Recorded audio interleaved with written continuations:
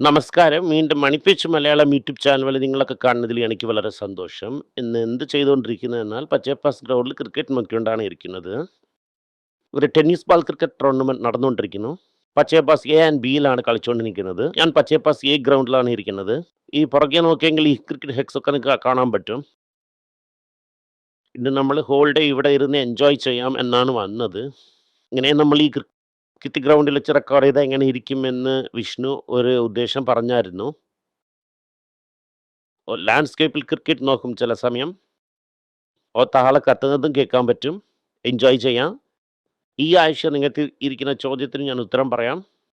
Late നൈറ്റാണ് കോയമ്പത്തൂരിൽ നിന്ന് ഇവിടെ എത്തിയത്. നൈറ്റ് 12 മണിയായിരുന്നു.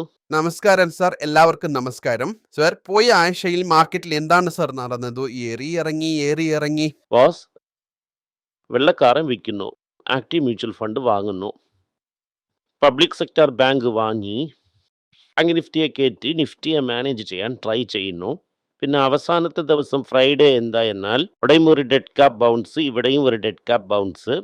പോർ നടന്നുകൊണ്ടിരിക്കുന്നു. ഇറാൻ വന്നിട്ട് ഡെഫിനറ്റായിട്ട് ഹോമൂസിൽ പോകുന്ന ടാങ്കറിനെ അടിക്കാൻ ശ്രമിക്കും. പിന്നെ അമേരിക്ക അതിനെ തടുത്ത് നിർത്താൻ ശ്രമിക്കും. ഇങ്ങനെ വാർ കണ്ടിന്യൂ ആയിക്കൊണ്ടേയിരിക്കും. കാര്യം ഞാൻ പലവട്ടം പറഞ്ഞതുപോലെ വെറും കച്ച എണ്ണ മാത്രമല്ല, ഫെർട്ടിലൈസർ, പിന്നെ പ്ലാസ്റ്റിക് പ്രോഡക്ട്സ്, ഇതെല്ലാം പെട്രോ കെമിക്കലിൽ നിന്നാണ് വരുന്നത്. അഫക്റ്റ് ആവും. പിന്നെ സ്റ്റാർ സ്റ്റോക്സ്, പെയിൻറ്റ്, അങ്ങനെ ഇത് എല്ലാ പ്രോഡക്ട്സിനെയും അഫക്റ്റ് ചെയ്യും. വില കയറും.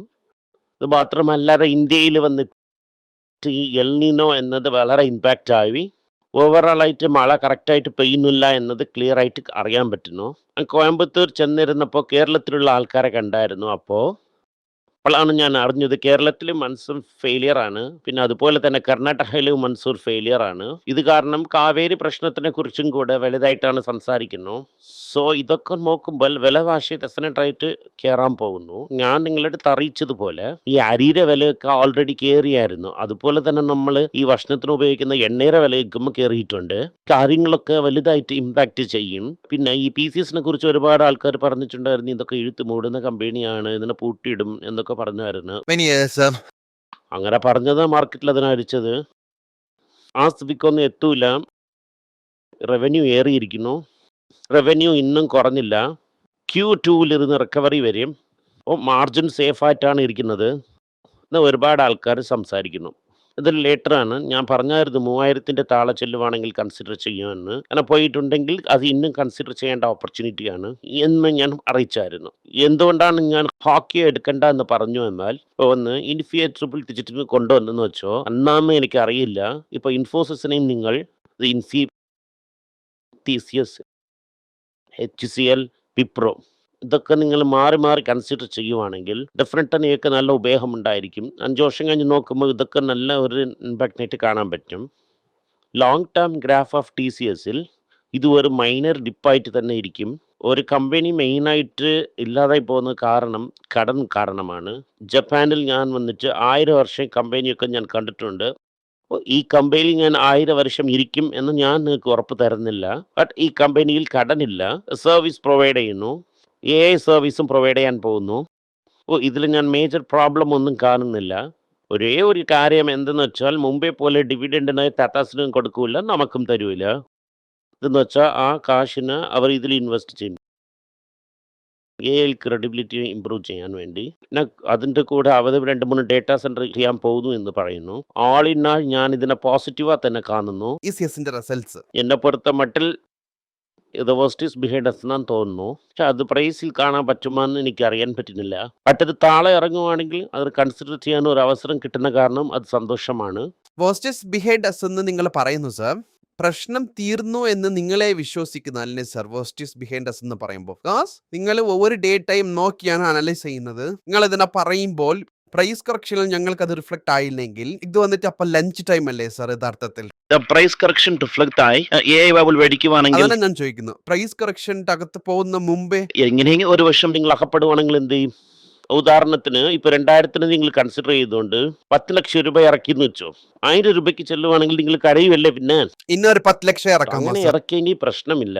നിങ്ങൾ അങ്ങനെ ചെയ്യൂല. അയ്യോ പോയല്ലോ, നീ പറഞ്ഞല്ലേ ഞാൻ ഇട്ടു, നീ കാരണമല്ലേ പോയി, അങ്ങനെയൊക്കെ പറയും. സോ അവിടെ AI ബബിൾ ബേസ്റ്റ് ആവുന്ന സമയം സെൻറ്റിമെൻ്റലി ഇതും ഇറങ്ങാം. അപ്പോൾ if there is a big a bubble to burst in America, ഇത് വെടിക്കുന്ന സമയം ലോകം തന്നെ ചേർന്ന് വെടിക്കും. അപ്പോൾ നിങ്ങൾ അയ്യോ അയ്യോ എന്ന് കരയരുത്. സാറിന് നിങ്ങളെ വാല്യൂ മനസ്സിലാവുന്നില്ലെന്ന് തോന്നുന്നു. ITC കുറിച്ച് നിങ്ങൾ പറഞ്ഞല്ലേ, ITC പറഞ്ഞതിലിരുന്ന് ഇപ്പോൾ 100 രൂപ 120 രൂപ ഇറങ്ങി നിൽക്കുന്നു. ITCനെ വാല്യൂ ബൈ ആയിട്ട് വാങ്ങുന്ന ആൾക്കാർ ഇതിനെ ഇന്നും ബൈയിങ് ഓപ്പർച്യൂണിറ്റിയാ തന്നെ നോക്കുന്നേ അല്ലാതെ ആരും തരഞ്ഞില്ല. ഇന്ന ആൾക്കാരും കൂടെ ഉണ്ട് ലാന്ന് ഞാൻ നോക്കുന്ന പറയുന്നില്ല. കാരണം കരയുന്നില്ല ബാസ്. പറയുന്ന കറക്റ്റാണ്. 100 പേര് ഇരിക്കുന്നെങ്കിൽ 50 പേര് കരയുന്നു, 50 പേർ ഇന്നും ബൈയിങ് ഓപ്പർച്യൂണിറ്റി കൺസിഡർ ചെയ്യാൻ റെഡി ആയിട്ട് തന്നെ ഉണ്ട്. ഇത് കാരണമാണ് ഈ ചോദ്യത്തിന് ഞാൻ നിങ്ങളുടെ ചോദിക്കുന്നു. അതായത് ഇവിടെ നിന്ന് ക്രൈസിസ് അവിടെ വെടിക്കുവാണെങ്കിൽ, അതായത് 2008 പോലെ ചെല്ലുവാണെങ്കിൽ വരാൻ ചാൻസ് വളരെ കൂടുതലായിട്ടുണ്ട്. നമ്മൾ ഒരു ഇൻട്രസ്റ്റ് റേറ്റിനെ കയറ്റി ആവണം. ഇൻട്രസ്റ്റ് റേറ്റിനെ കയറ്റി ഒരു ഡിപ്ലിനേഷണറി ബബിൾ, അതായത് ഡിഫ്ലേറ്റ് ആയെന്ന് വെച്ചോ, അവിടെ 70% വാല്യൂ പോവും. അവിടെ 70% വാല്യൂ പോവുകയാണെങ്കിൽ ECSും 50% വിളുവാണെങ്കിൽ നത്തിങ് റിലേറ്റഡ് വിത്ത് TCS. TCSൻ്റെ ഫണ്ടമെൻ്റൽ ബിസിനസ് പ്രോബ്ലം ഇല്ല. പക്ഷെ അവിടെ നടക്കുന്നതിന് ഇമ്പാക്റ്റ് ഇവിടെ ഇരിക്കുവാണെങ്കിൽ ഇപ്പോൾ നീ കരയരുത്. അടുത്തത് സ്പന്ദന സ്ഫൂർത്തി സർ, നല്ല റിക്കവറി കാണാൻ പറ്റുന്നു. ആൽമോസ്റ്റ് 52 വീക്ക് ഹൈർ അടുത്ത് വരുന്നു. ബോസ്, ഈ ലോങ് ടേമിൽ കൊടുത്ത് ഞാൻ പറഞ്ഞല്ലേ, അതിൽ വന്നിട്ട് കെതറ ക്യാപിറ്റലിൻ്റെ പ്രൊമോട്ടർ വന്ന് രാജീവ് ബജാജ് സഞ്ജീവ് ബജാജിൻ്റെ ബ്രദർ ഇൻ ലായാണ്. അൺഫോർച്ചുനേറ്റ്ലി അവർ സിസ്റ്റർ മരിച്ചു, ബട്ട് അവർ ബ്രദർ ഇൻ ലായാണ്. അത് മാത്രമില്ലാതെ ബജാജിൻ്റെ ഫൈനാൻസ് ബോർഡിൽ അയാളുണ്ട്. ദാറ്റ് മീൻസ് സിസ്റ്റർ ഇല്ലെങ്കിലും ഫാമിലി ഒന്നായിരിക്കുന്നു. സോ ഡെഫിനറ്റായിട്ട് കൈവിടൂല. പക്ഷെ വളരെ സ്ലോ ആയിരിക്കുന്നതൊക്കെ നോക്കുമ്പോൾ നല്ല പേടിയായിരിക്കുന്നു.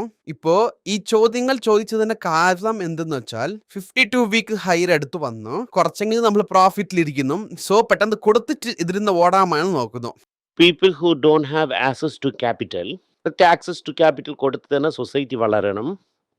ബട്ട് ഇതെന്ത് നടന്നെന്നാൽ ഒരേ ആൾക്ക് 4 പേർ ലോൺ കൊടുത്തു. ഇത് കാരണം അവർ ഓവർ ബേർഡനായി. സോ അത് പേ ഔട്ട് ആകാനും സമയമെടുക്കും. ഇത് വന്നിട്ട് ക്യൂപ്പിഡിനെ കുറിച്ചാണ്. ഇപ്പൊ റീസെന്റ് നോക്കിയ ഒരു ഹൈക്ക് വന്നിരിക്കുന്നു. പ്രൊമോട്ടർ അതിനെ കുറിച്ച് എനിക്ക് വേണ്ട, എനിക്കൊന്നും അറിയില്ല ഇതിനെ കുറിച്ച്. അറിയത്തില്ലേ? എന്ത് സാർ, നിങ്ങൾ തന്നെ ഇങ്ങനെ അറിയില്ലെന്ന് പറയുന്നു? അതൊക്കെ എനിക്കറിയത്തില്ല. പ്രൊമോട്ടർ ഇന്റഗ്രിറ്റിയിൽ സംശയം വരുവാണെങ്കിൽ ആ കമ്പനിയെ നോക്കരുത്. Okay sir, thank you sir. ഇന്നും ഒരുപാട് ചോദ്യങ്ങളുണ്ട്, അത് നാളെ ചോദിക്കാം സാർ. ഈ വീഡിയോ ഇഷ്ടപ്പെട്ടെങ്കിൽ വീഡിയോനെ ലൈക്ക് ചെയ്യുക, ഷെയർ ചെയ്യുക, ബെൽ നോട്ടിഫിക്കേഷൻ ക്ലിക്ക് ചെയ്യുക.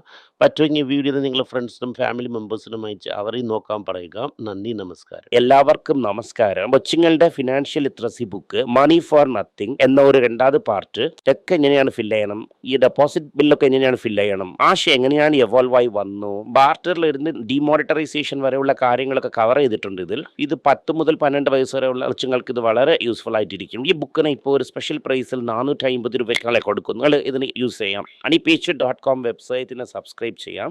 ഒരാഴ്ചയ്ക്ക് 4 പ്രീമിയം ആർട്ടിക്കിളും ഈ ആർട്ടിക്കിൾസ് ഒരു 10 15 ഇടുന്നു. ഇത് സബ്സ്ക്രിപ്ഷൻ മൂലം നിങ്ങൾ ഇതിനെ ഉപയോഗിക്കാം. ഒരു മാസത്തിന് വെറും 99 രൂപ മാത്രമാണ്. ഞാൻ പറയുന്ന കോൺസെപ്റ്റ്സിനൊക്കെ വളരെ എക്സ്പ്ലെയിൻ ചെയ്ത് നിങ്ങൾക്ക് മനസ്സിലാവുന്ന രീതിക്കാണ് ഇതിൽ ഇടുന്നത്. ഇത് നിങ്ങൾ വായിക്കുവാണെങ്കിൽ നിങ്ങൾക്ക് ഒരുപാട് പ്രയോജനം ഉണ്ടാകും. നന്ദി, നമസ്കാരം. കൊച്ചുമേക്ക് വേണ്ടി ഒരു പുസ്തകം ലോഞ്ച് ചെയ്തിട്ടുണ്ടായിരുന്നു. അത് വളരെ സക്സസ്ഫുൾ ആയിട്ടും പോയി. ആർക്കെങ്കിലും ആ പുസ്തകം ആവശ്യമുണ്ടെങ്കിൽ ഈ ടീമിനെ എനിക്ക് കോൺടാക്ട് ചെയ്യാം. താഴെ ഇരിക്കുന്ന നമ്പർ പിന്നെ വിളിച്ചാൽ മതി. അല്ലെങ്കിൽ വെബ്സൈറ്റിൽ കോൺടാക്ട് ചെയ്യാം. ഇത് മൂലം ആ പുസ്തകം നിങ്ങൾക്ക് വാങ്ങാം. മറ്റ് പുസ്തകങ്ങളും അവൈലബിൾ ആണ്. അതുപോലെ തന്നെ വാട്സപ്പ് മൂലം നിങ്ങൾക്ക് വാങ്ങാം, അല്ലെങ്കിൽ വെബ്സൈറ്റ് ഉപയോഗിച്ചും നിങ്ങൾക്ക് വാങ്ങാം. നന്ദി, നമസ്കാരം. എന്തെങ്കിലും നിങ്ങൾക്ക് സംശയമുണ്ട്, എന്നെ കോൺടാക്ട് ചെയ്യണമെന്ന് നിങ്ങൾ വിചാരിക്കുവാണെങ്കിൽ താഴെ കൊടുത്തിരിക്കുന്ന മെയിൽ ഐ ഡിക്ക് നിങ്ങൾ മെയിൽ അയക്കാം. ഞങ്ങളുടെ ടീം നിങ്ങളൊപ്പം കോൺടാക്ട് ചെയ്യും. Thank you.